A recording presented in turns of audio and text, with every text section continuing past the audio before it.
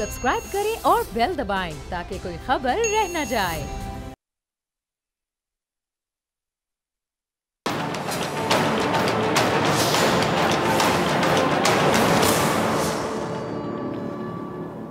अस्सलाम वालेकुम नाज़रीन, मैं हूं डॉक्टर फ़िज़ा अकबर खान और मैं हूं पाकिस्तान और आप देख रहे हैं पाकिस्तान के सबसे बड़े न्यूज़ चैनल का नंबर 1 प्रोग्राम ऐसे नहीं चलेगा। कुछ लोगों की आदत होती है हर काम में टांग अड़ाई जाए, दूसरों के मामलात में मुदाखलत करना, दूसरे के घर क्या चल रहा है लोग इसकी टोह में लगे होते हैं। यानी कुछ लोगों की कह लें कि फितरत में होता है कि वो दूसरों के मामलात में बेजा मुदाखलत करें, टांग अड़ाएँ। मैं आपको मिसाल देती हूँ। वो मिसाल कुछ यूँ है कि महल्ले में किसी के वालिद की फौतगी हो गई तो उसके बाद महल्ले के लोगों ने खुद से बातें बनाना शुरू कर दी कि जिस घर में फौतगी हुई है अब वो घर बिकने वाला है, क्योंकि महल्ले वालों की जो ख्याली बातों हैं उनके मुताबिक उस घर के बेटे वालिद की वफ़ात के बाद आपस में लड़ने लगे हैं और अब इसीलिए ये घर बिकने वाला है, यानी बंटवारा होने वाला है।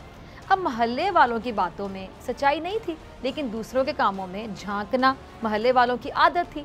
आपने अंग्रेज़ी का ये जुमला सुना होगा जो अक्सर कहा जाता है कि माइंड योर ओन बिजनेस, लेकिन क्या ज़माना आ गया कि यहाँ ज़्यादातर लोग अपने काम पर फोकस करने की बजाय दूसरों के काम की ज़्यादा फिक्र करते हैं, वही बात कि टांग अड़ाते हैं दूसरे के काम में। अब दूसरों की ताक में रहने वाले लोगों की हैसियत आपको पता है एक तमाशाई जैसी होती है, जो किसी को मुसीबत में देखकर सिर्फ इंजॉय करते हैं लेकिन मदद को कोई नहीं आता।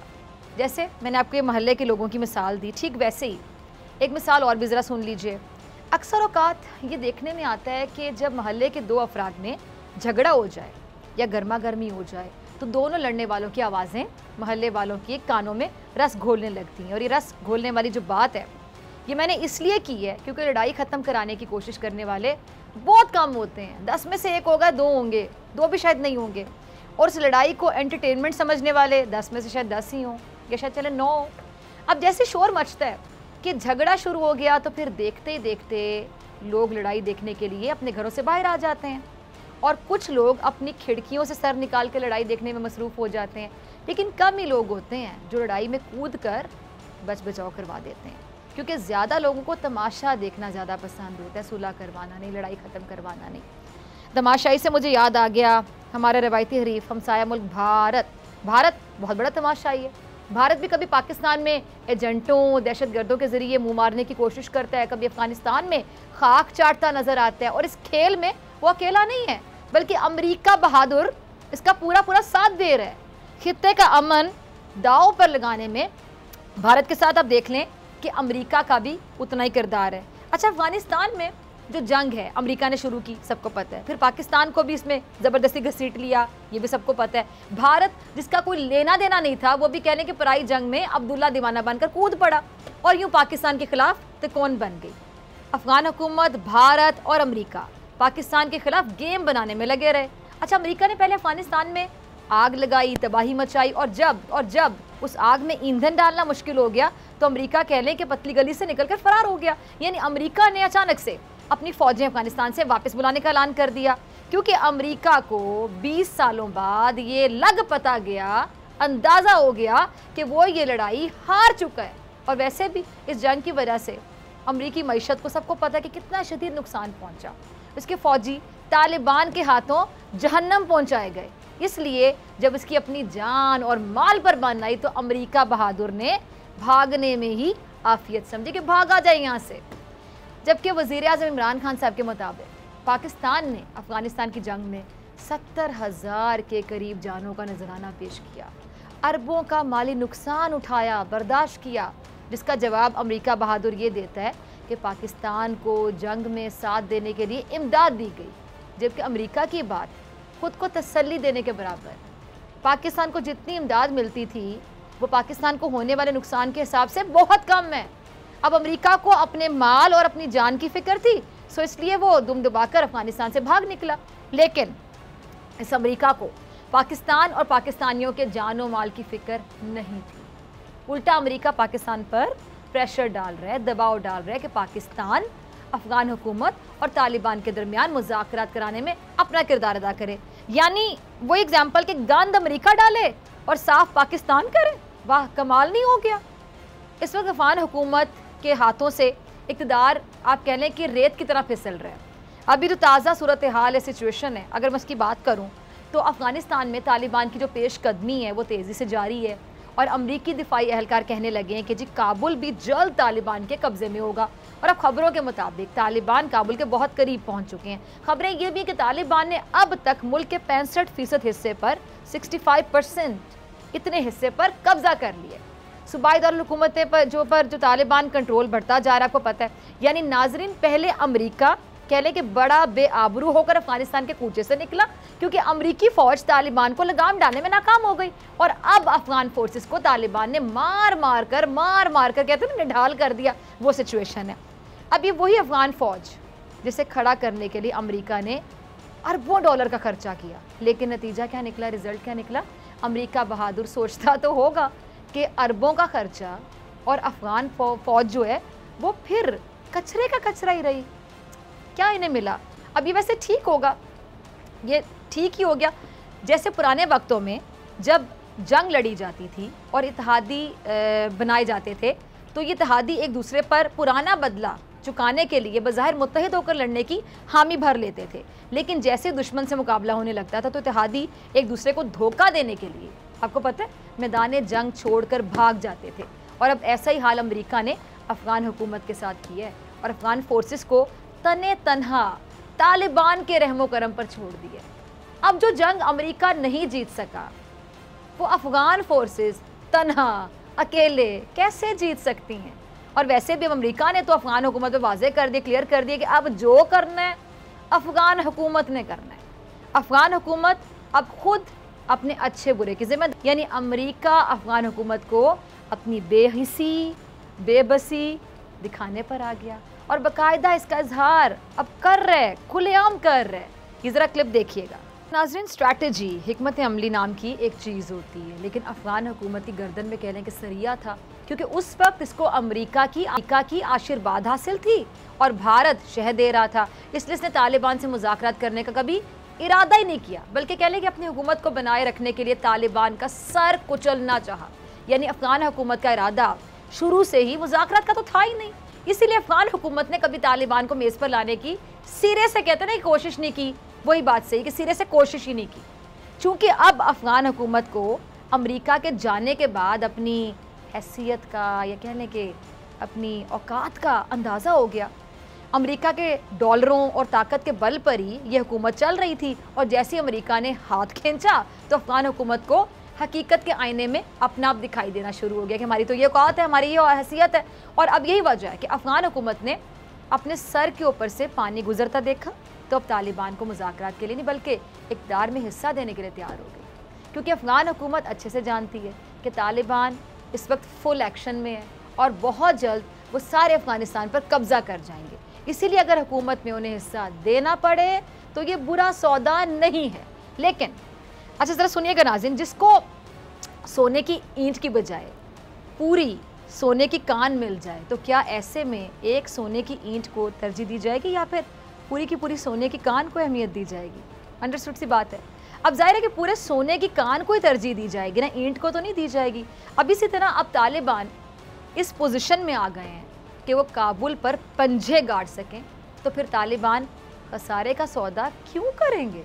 अब खबरों के मुताबिक कतर में अफ़गान हुकूमत के मुज़ाकरातकारों ने तालिबान को जंग बंद करने के बदले में इक़्तिदार में शराकत की पेशकश की है और खबरों के मुताबिक ये पेशकश कतर में जारी ट्राइकर प्लस मुज़ाकरात के दौरान की गई। और ज़राए क्या बताते हैं कि अफ़गान हुकूमत ने कतर को बतौर सहूलतकार बनाकर ये पेशकश की। अब इस पेशकश के तहत तालिबान मुल्क में तशद्दुद बंद करने के बदले में इक़्तिदार में शरीक हो सकते हैं।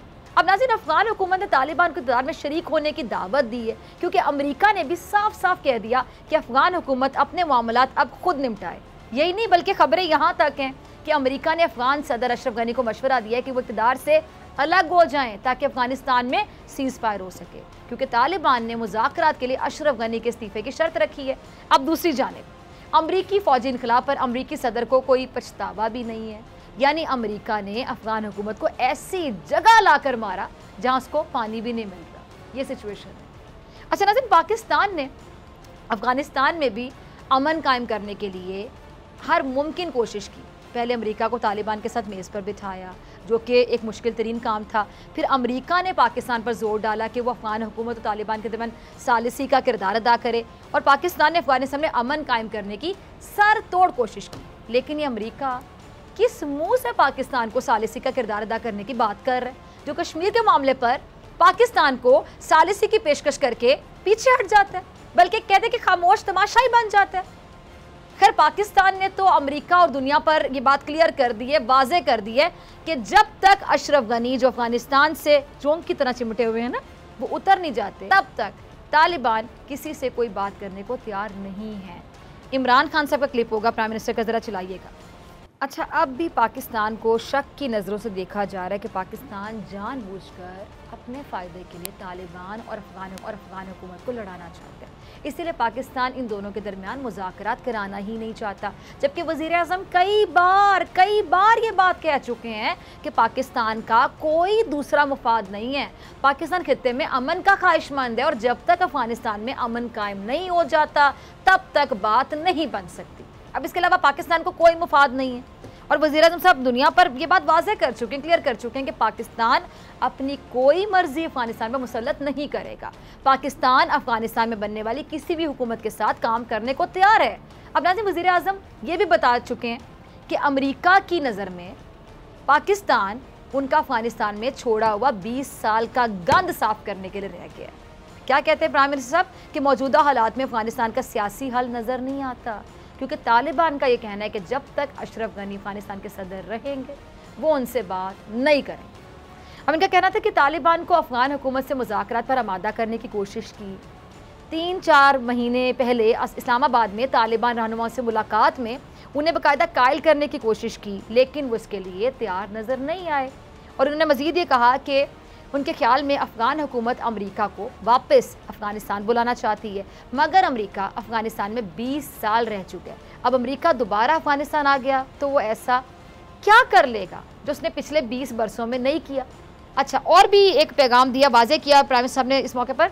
वो क्या कहते हैं कि जी पाकिस्तान में अमेरिका का कोई फ़ौजी अड्डा नहीं चाहते, यानी बात बिल्कुल वाज़े है कि पाकिस्तान किसी सूरत अपनी सरजमीन अफगानिस्तान के खिलाफ इस्तेमाल नहीं होने देगा। और अमेरिका ने फैसला कर लिया है कि भारत इसका स्ट्रेटेजिक पार्टनर है, इसलिए पाकिस्तान से मुख्तलिफ सलूक किया जाए। नाज़रीन, बात दुरुस्त है, सही है। और अफगान तालिबान के तर्जुमान सोहेल शाहीन भी इसी बात का जिक्र कर रहे हैं, ज़रा उनका क्लिप चलाइएगा। अच्छा, आपको पता है कि भारत एक मुनाफिक मुल्क है और मौका देखते ही कहने के छुरा मार देता है। तालिबान भी ये बात अच्छे तरीके से जानते हैं कि भारत अफगान फोर्सेस को उनके खिलाफ हथियार देता है, और इसके लिए सोहेल शाहीन ने भारतीय एंकर को ये बता दिया कि भारत से मुस्तकबिल में फ़िलहाल दूर तक बात करने की कोई इम्कानात नहीं है, यानी नो चांस, क्योंकि भारत ने हमेशा अफगानिस्तान की सरजमीन पर कब्जे के ख्वाब देखे हैं और भारत अफगानिस्तान में अपनी मर्जी चलाना चाहता है। लेकिन तालिबान ने भारत के कहने के अरमानों पर पानी फेर दिया। अमेरिका भारत को खित्ते का चौकीदार बनाना चाहता है, और इस हवाले से अमेरिका पूरी कोशिश भी कर रहा है कि भारत की अफगानिस्तान में जो पोजीशन है वो बन सके। अब अच्छा, अफगान हुकूमत और भारत एक सिक्के के दो रुख समझ लें। अफगान सदर ने भारत के इशारे पर ही झूठा और बेबुनियाद इल्ज़ाम लगाया, पाकिस्तान पर 10,000 जंगजू अफगानिस्तान में दाखिल होने का इल्ज़ाम लगाया। अब बंदा पूछे कि जो मुल्क अमन के लिए कोशिश कर रहा है वो ऐसा क्यों करेगा। और दूसरा, अशरफ गनी ने मजीद कहा कि अगर बातचीत ना हुई तो हम तालिबान का मुकाबला करेंगे, ये अमन के लिए आखिरी मौका है। यानी अफ़गान सदर के बकौल पाकिस्तान के रास्ते से अफ़गानिस्तान में दहशतगर्दी हो रही है, जबकि सब जानते हैं कि अफ़गानिस्तान में भारतीय दहशतगर्दों को पनाह कौन दे रहा है, जो अफ़गानिस्तान के रास्ते से पाकिस्तान में हमलावर हुए हैं। वज़ीर ख़ारिजा ने कल इस बात की तस्दीक भी की है, ज़रा क्लिप चलाइएगा। वज़ीर ख़ारिजा ने भारत के कहने के मकरू चेहरे से पर्दा उठाते हुए कहा है कि दासू हाइड्रो पावर प्लांट पर हमले में अफ़गानिस्तान और भारत की खुफिया एजेंसीज NDS और रॉ मुलव्विस हैं, और इन अनासिर को पाकिस्तान में चीन की सरमायाकारी और जो माशी रवाबित है ना वो हजम नहीं हो रहे। यानी अफगानिस्तान की हुकूमत और भारत पाकिस्तान को खोखला करना चाहते हैं। अच्छा, इससे पहले भी इंडिया की जानिब से दहशतगर्दों को माली इमदाद फराहम करने के भी पाकिस्तान ने सबूत पेश किए। इंडिया ने ही पेशावर में आर्मी पब्लिक स्कूल हमले को स्पॉन्सर किया, जिसमें मासूम बच्चों के खून से होली खेली गई। अच्छा, मोहित यूसुफ साहब के मुताबिक हमले से पहले शिद्दत पसंद तंजीम TTP कमांडर को इंडिया से की जाने वाली 8 फ़ोन कॉल्स की रिकॉर्ड भी मौजूद है, जबकि कराची में चीनी कौंसल खाने, गवादर में पीसी होटल और स्टॉक एक्सचेंज पर हमले में भी भारत ही मुलविस निकला था। अब नाज़रीन, भारत हर तरह से आप समझ लें कि एक गुंडा रियासत का किरदार अदा कर रहा है। नरेंद्र मोदी का पाकिस्तान को नुकसान पहुंचाने का जो जुनून है, ज़रा मुलाहिजा कीजिए कि यही मकसद लेकर वो अफ़गानिस्तान में पैसे का जाल फेंकता रहा। लेकिन भारत की अफ़गानिस्तान में कह लें कि सारी सरमायाकारी अब डूब चुकी है। भारत और अफ़गान हुकूमत पाकिस्तान की जड़ें काटना चाहते हैं और अमेरिका अफ़गान हुकूमत और तालिबान के दरमियान सीज़ फायर के लिए पाकिस्तान है। अब अगर देखा जाए तो अमेरिका, भारत और अफ़गानिस्तान की हुकूमत तीनों पाकिस्तान के खिलाफ गेम कर रहे हैं। लेकिन अब वक्त बदल रहा है और ये बता रहा है कि साजिशों का ये खेल अब मज़ीद नहीं चलेगा, क्योंकि अब ऐसे नहीं चलेगा। मिलते हैं ब्रेक के बाद, और ब्रेक के बाद मेरे साथ मौजूद होंगे एंकर पर्सन और एनालिस्ट इमरान रियाज खान, जिनके हवाले से एक ट्रेंड भी चल रहा है, खूनी लिबरल्स बेलगाम ट्विटर पर ट्रेंड चल रहा है। इमरान होंगे मेरे साथ ब्रेक के बाद।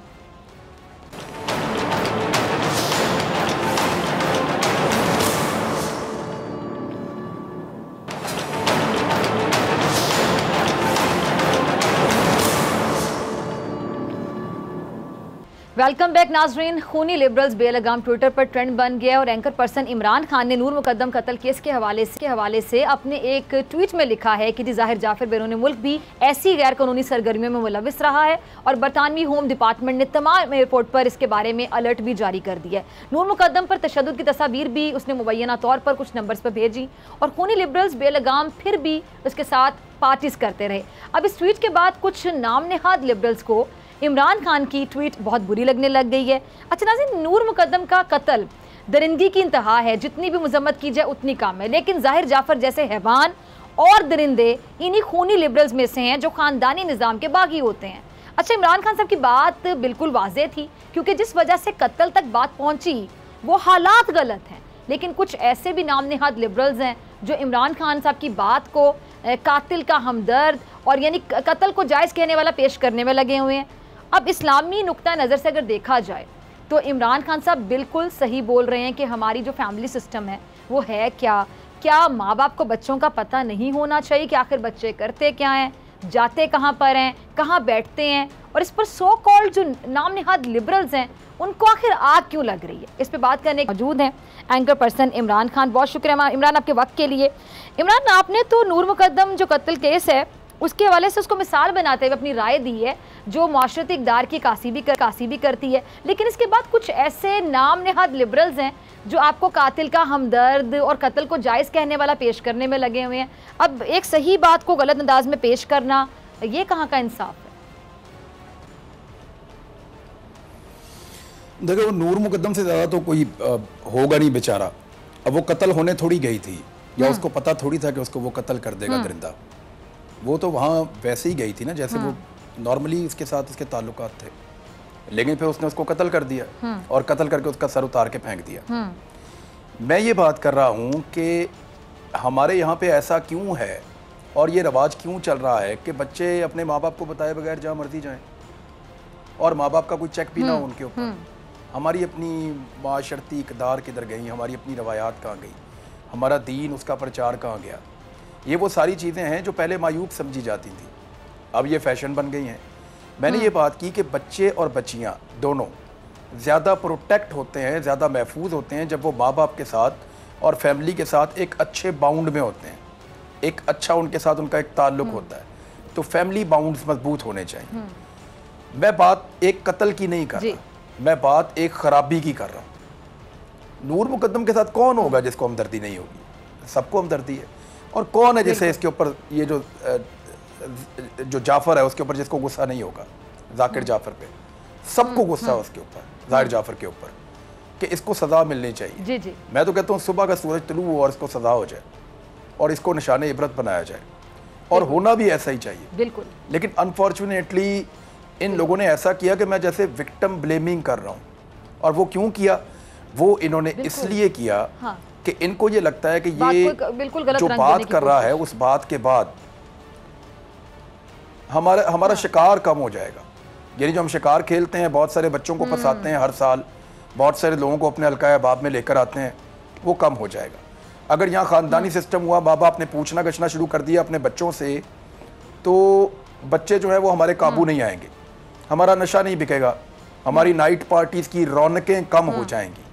मैं माँ बाप को डरा रहा हूँ कि डर जाओ इस अंजाम से, इस एक वाक़े से डर जाओ और अपने बच्चों को ज़ाहिर जाफर और नूर मुकद्दम ना बनने दो। अपने बच्चों के ऊपर आपकी नज़र होनी चाहिए, आपकी जिम्मेदारी है उनकी तरबियत के अलावा उनके साथ जुड़े रहना। ऐसा नहीं है कि बच्चे पैदा करना, उनको पैसे देना, खिला पिला के बड़ा कर देना या उनको तालीम दे देना, ये कोई जिम्मेदारी आपकी पूरी नहीं होती। आपको हमेशा उनके साथ एक ताल्लुक़ रखना होगा, आपको उनके साथ एक, जैसे हमेशा से होता है, जो हमारी रवायत है। मैं उस पर बात कर रहा था, इनको तकलीफ इसलिए हुई कि इनको इस चीज़ के लिए डॉलर मिलते हैं कि कुछ भी करो, पाकिस्तान में कोई ऐसी बात नहीं होनी चाहिए जो मशरकी रवायात से मुताबिकत रखती हो। पाकिस्तान में कोई ऐसी बात नहीं होनी चाहिए जो दीन इस्लाम के साथ मुताबिकत रखती हो। लिहाजा वो हमें दीवार से लगाने की उन्होंने कोशिश की। 24 घंटे तक तो मैं देखता रहा। उसके बाद मैंने मशवरा किया अपने दोस्तों से और फिर हमने एक ट्रेंड दिया जिसका नाम था खूनी लिबरल्स बेलगाम। तो वो अल्लाह ताला ने हमारा साथ दिया। ताकत तो सारी अल्लाह ताला के पास है, हमारे पास तो नहीं है। मर्जी भी अल्लाह ताला की चलती है, हमारी नहीं चलती। तो अल्लाह रब्बुल इज़्ज़त ने ऐसा किया कि वो यूएई में, सऊदी अरब में और पाकिस्तान में, इन 3 मुल्कों में बैक वक्त वो टॉप ट्रेंड रहा। तो इनको अब कम से कम ये ज़रूर पता चल गया है कि हर दफ़ा ऐसा नहीं होगा कि ये किसी एक बंदे पे चढ़ाई करेंगे और वो दब के भाग जाएगा। अब इनको जवाब भी दिया जाएगा। बिल्कुल। अच्छा, और बल्कि मैं देख रही थी उसमें ट्रेंड में बहुत से लोग आपको सपोर्ट कर रहे हैं, बहुत से लोग आपकी राय को सेकंड कर रहे हैं, लेकिन कुछ लोग हैं जो जारी बातें तनकीद कर रहे हैं। और जहाँ तक मुझे भी समझ है, आप क्लियरली ये कहना चाह रहे थे कि वालिदैन अपने बच्चों पर तवज्जो दें, वालिदैन को पता होना चाहिए कि उनके बच्चों की एक्टिविटी क्या है, वो कहाँ जा रहे हैं, किससे मिल रहे हैं, क्या बात कर रहे हैं, कहाँ बैठे हैं। क्या यही वो बात थी जो नामनेहाद लिबरल्स को बुरी लग गई? और इमरान, वही बात कि मतलब पेरेंट्स को अगर बच्चों का पता होगा तो आप तो बेसिकली यही चाहते थे ना कि कोई और नूर मुकद्दम ना हो, किसी और की बेटी के साथ ऐसा ना हो, कोई और ज़ाहिर जाफर ऐसा करने में कामयाब ना हो जाए। मैं यही बात कर रहा था और उनको ये बात पसंद नहीं है। आप सिर्फ 5 साल का रिकॉर्ड पुलिस से कहीं निकाले और बताए कि ज़ाहिर जाफर की पार्टियों में कौन कौन इस्लामाबाद के शुरफा हैं जो जाते रहे हैं, तो आपको बहुत सारे खूनी लिबरल्स मीडिया में बैठे हुए, मीडिया के बाहर बैठे हुए आपको बेशुमार नज़र आ जाएंगे कि कौन कौन इन अय्याशी पार्टियों के अंदर रात को जाता रहा है। सिर्फ इस्लामाबाद पुलिस से आप पूछें कि ज़ाहिर जाफर के दोस्त कौन कौन है, उसकी पार्टियों में कौन कौन जाता रहा है। ये बहुत शुरफा, बहुत सारे आपके तगड़े लोग, बहुत सारे जो है वो ब्यूरोक्रेट्स, उनके बच्चे और बेशुमार लोग आपके बेनकाब हो जाएंगे। आपके वफाकी वज़रा, उनके बच्चे बेनकाब हो जाएंगे और साबिक वफाकी वज़रा भी। ये ऐसा ही है। ये इसी तरह का एक अजीबोगरीब कल्चर पाकिस्तान में लाके फैशन के नाम के ऊपर इन्होंने इंट्रोड्यूस कर दिया है। ये नशा करके गाड़ी नहीं चलती, ज़िंदगी कैसे चलेगी? और ये मादर पिदर आज़ाद हैं, इन्हें कोई पूछ नहीं सकता। इनसे सवाल करो तो ये काटने को दौड़ते हैं। ये लिबरल्स भी नहीं है। लिबरल्स जो होते हैं एक्चुअली वो आपको सवाल करने की इजाज़त देते हैं और आर्गूमेंट करने की इजाज़त देते हैं। ये अपने खिलाफ कोई बात ही नहीं सुन सकते। वो रमज़ान एहतराम का बिल आया था, ये उसके भी खिलाफ हो गए थे। ये हर उस चीज़ के खिलाफ हो जाते हैं जो हमें मशरकी रवायात और इस्लाम की तरफ लेकर जाती है। इनको चिढ़ इस्लाम से, इनको चिढ़ हमारी रवायात से, इनको चिढ़ हमारे कल्चर से। ये काठे अंग्रेज जो है ना, ये जो बाहर से आ गए खूनी लिबरल्स और एक चक्कर लगा के आते हैं तो इनको नशा चढ़ जाता है कि ये वैसे बन जाएंगे।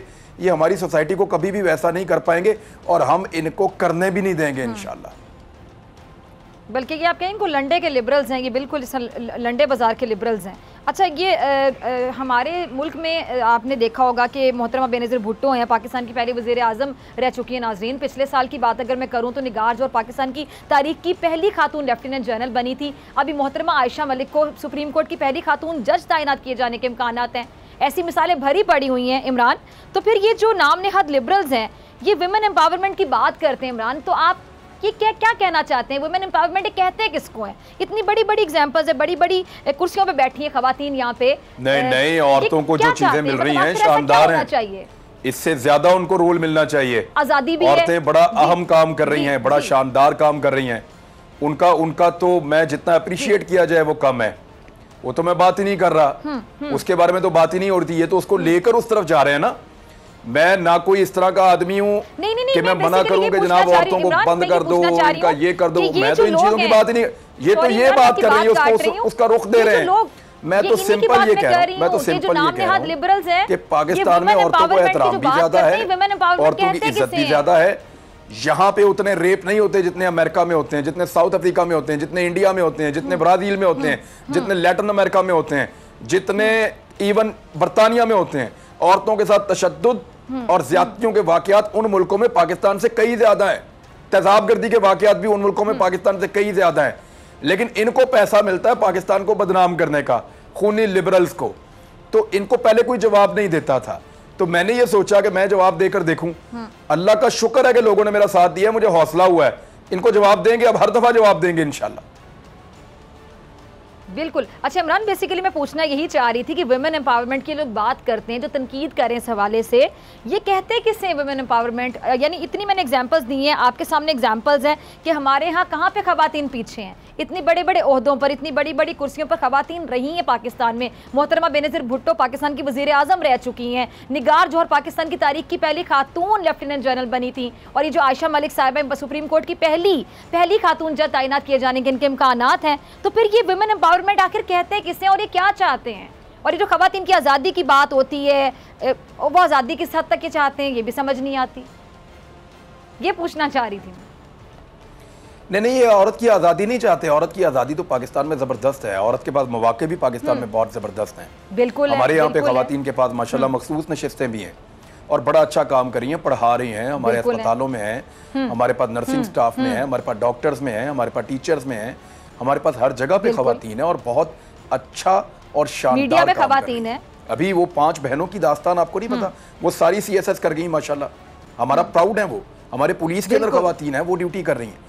ये तो बड़ा, और फौज के अंदर खवातीन है, तो इससे अच्छी और कौन सी बात है? इनको और ज्यादा पार्टिसिपेट करना चाहिए, और ज्यादा उनको हौसला मिलना चाहिए। और मैं कोई किसी किस्म का ये बात भी नहीं कर रहा कि कोई बेहयाई और ये चीजें, और मैं बात कर रहा हूँ कि माँ बाप अपने बच्चों के साथ ज्यादा वक्त गुजारें और अपना फैमिली बाउंड जो है उसको मजबूत करें। बहुत प्यारी बात। इस पे उनको आग लगती है। बिल्कुल। बल्कि माँ बाप में कहते हैं बच्चों से दोस्ती करें, बच्चे अपने माँ बाप से कोई बात छुपा ना सकें, बच्चे अपने माँ बाप के साथ शेयरिंग ज़्यादा करें, उनको उनकी तमाम एक्टिविटीज़ का पता हो, और ये कोई गलत बात नहीं है। अच्छा फिर क्यों गुस्सा आता है इमरान, आपको क्या लगता है? आखिरी 2 मिनट है मेरे पास, आप इसका लास्ट कमेंट भी चाहूंगी। अब मुझे देखें ना, मेरी बात सुने। अब ये जाहिर क्या करता था, सबको पता है, सर फिरे इसके माँ बाप को भी पता है कि ये अक्सर हाई रहता था। ये अक्सर नशा मंगवाना, इसने बहुत ज़्यादा बल्क में दोस्तों को बुला लेना, नाइट में म्यूजिक लगा के पार्टी करना, लड़कों को भी नशा करवा रहा है, लड़कियों को भी नशा करा रहा है। अब वो जो लड़कियां हैं वो अपने घर में क्या बता के आई हैं, या उनको बताने की जरूरत ही नहीं है। वो लड़के जो आए वो अपने घर में क्या बता के आए, या उनको बताने की जरूरत ही नहीं है। मैं आपको बताता हूँ, मैं अभी भी अगर घर में ये बता के जाऊँ कि मैं 11 बजे रात को आऊँगा, मेरा प्रोग्राम खत्म होगा, 11:30 पहुँच जाऊँगा, मैं अगर नहीं पहुँचता 11:30 तक, तो मुझे घर से कॉल आ जाती है कि भैया आपने इतने बजे आना था, आए नहीं अभी तक आप। अच्छा इमरान, एक और सवाल, सॉरी मैं आपकी बात काट रही हूँ, आपने बड़ा अहम पॉइंट रेज किया है कि जब ये ड्रग्स लेने के लिए ऐसी पार्टीज में जाते हैं, नशा करने के लिए जाते हैं, माँ बाप को बताए बगैर जाते हैं, नशा करने के बाद उस हालत में घर वापस कैसे आते हैं? तब भी माँ बाप को नजर नहीं आता। नहीं पूछते ना, वो वही तो कह रहा हूं कि आपकी जिम्मेदारी खत्म नहीं हो जाती। फॉर गॉड सेक अपनी औलाद को बचा लें, इस एक वाकये से आप सबक सीख लें, अपनी औलाद को आप बचा लें। ठीक है जी इमरान, बहुत शुक्रिया आपके वक्त के लिए। और नाज़रीन, आपसे मुलाकात होगी ब्रेक के बाद। मेरे साथ मौजूद होंगी जस्टिस रिटायर्ड नासिरा जावेद इकबाल साहिबा।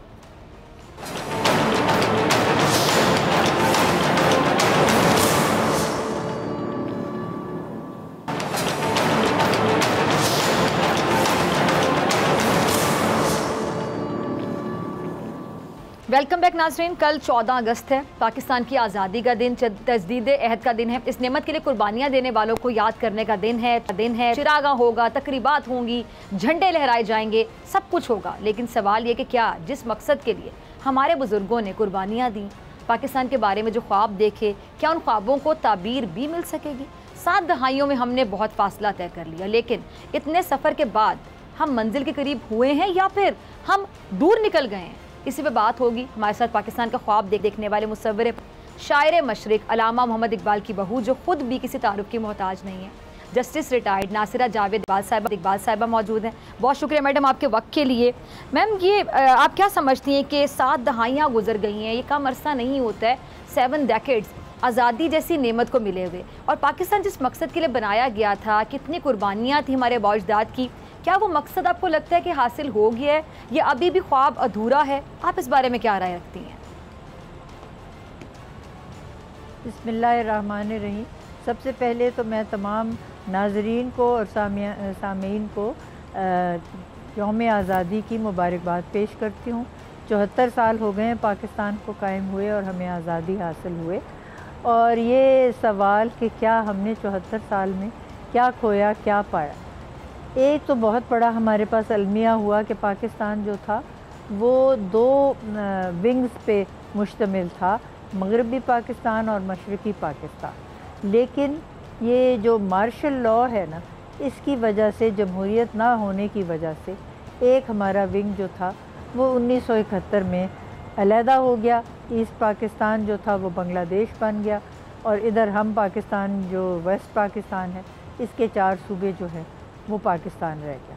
तो मैं समझती हूँ फिर भी ये जो 2 नेशन थियोरी है इसकी नफ़ी नहीं हुई, क्योंकि जो बंगाल का सूबा अलहदा हुआ वो जम नहीं हुआ वेस्ट बंगाल में, वो हिंदुस्तान का हिस्सा नहीं बना, उसने अलहदा अपनी रियासत कायम की और उन्होंने अभी अपनी सालगिरह भी बनाई है और इंशाअल्लाह वो भी एक आज़ाद रियासत के तौर पे कायम रहेगा। तो जो ख्वाब था बानियाने पाकिस्तान का वो भी कायम है और जो उसकी हमने की थी ताबीर वो भी मैं समझती हूँ कि अभी जारी और सारी है। हमारे ताल्लुकात भी उनके साथ अच्छे हो रहे हैं। और अब सवाल आ जाता है कि ये जो वेस्ट पाकिस्तान है, जो पाकिस्तान हमारे पास है, ये कैसे चल रहा है। तो ये 4 हमारे सूबे हैं और 18th अमेंडमेंट के बाद हर एक का अपना इख्तियार है कि वो जिस तरीके से चाहे अपनी रवायात कायम रखें, अपने तौर तरीके जो हैं उनको फॉलो करें।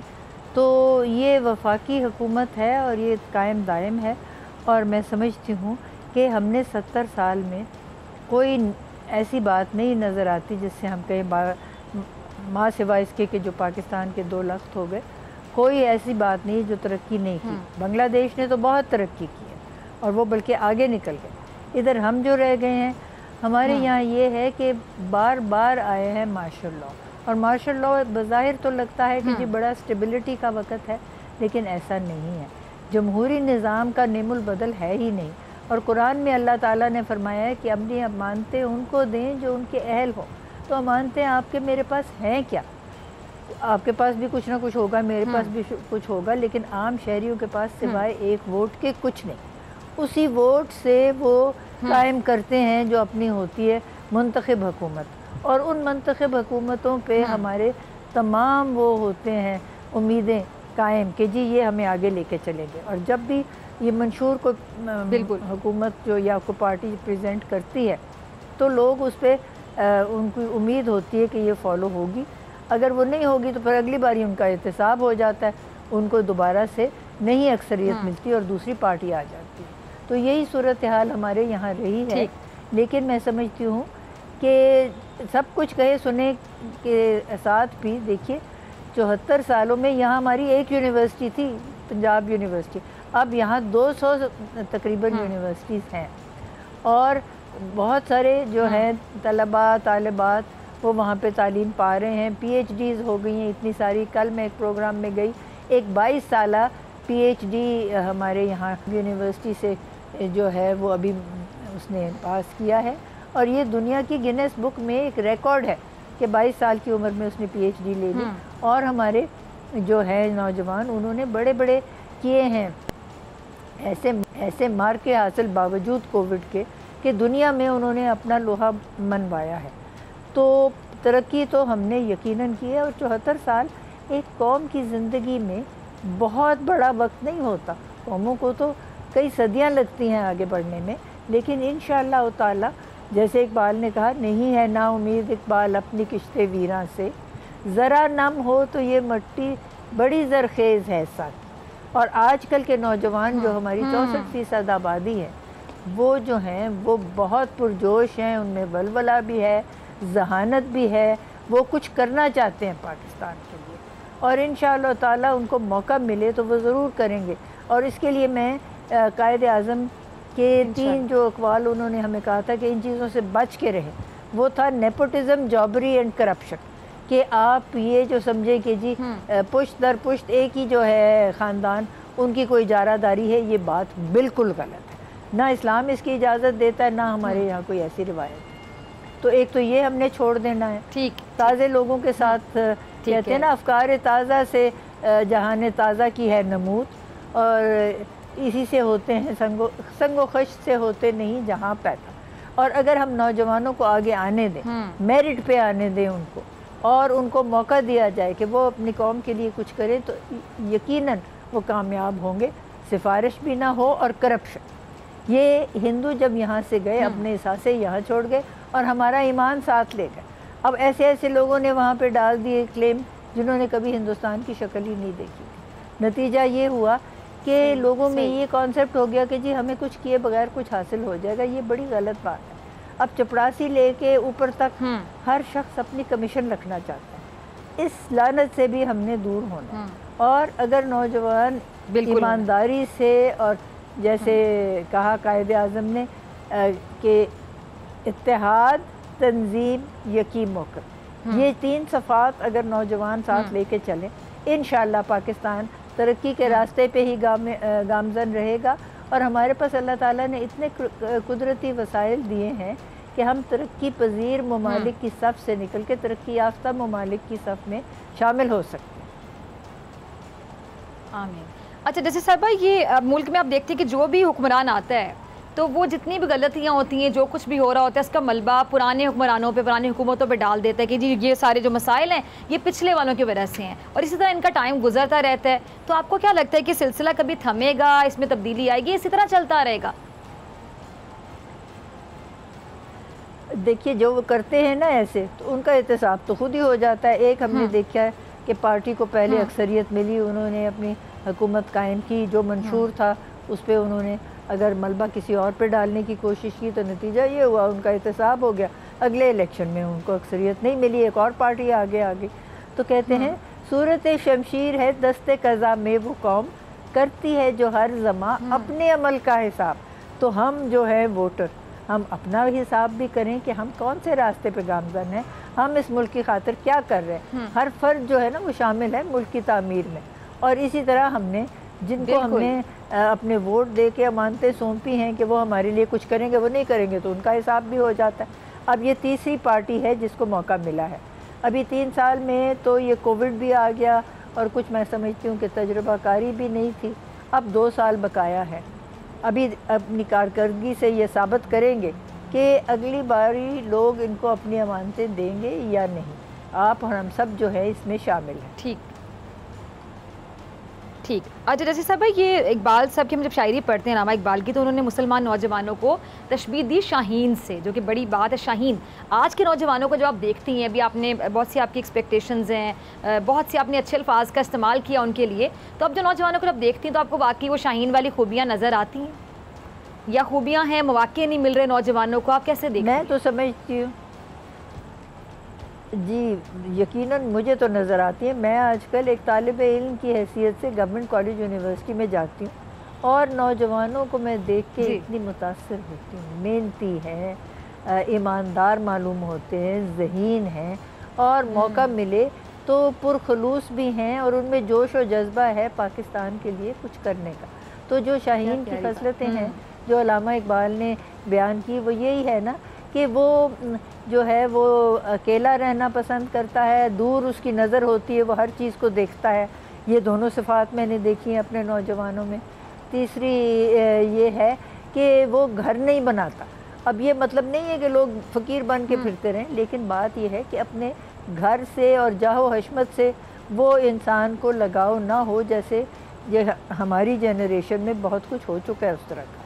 मैं समझती हूँ आज की जनरेशन में वो नहीं है, और वाकई वो इंशाअल्लाह शाहीन की खसलतें कुछ हैं, कुछ उनकी तरबियत से हो सकेंगी। और आप जो मीडिया है, ये हमारी 4th pillar of the state है।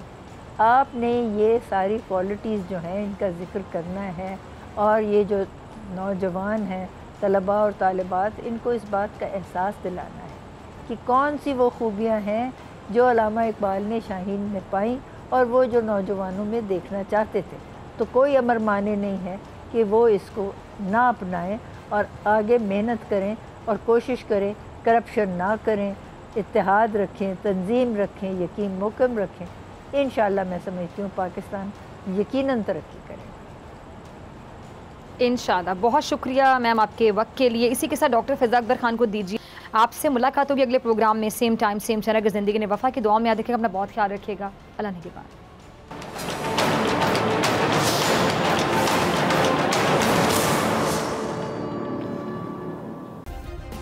सब्सक्राइब करें और बेल दबाएं ताकि कोई खबर रह न जाए।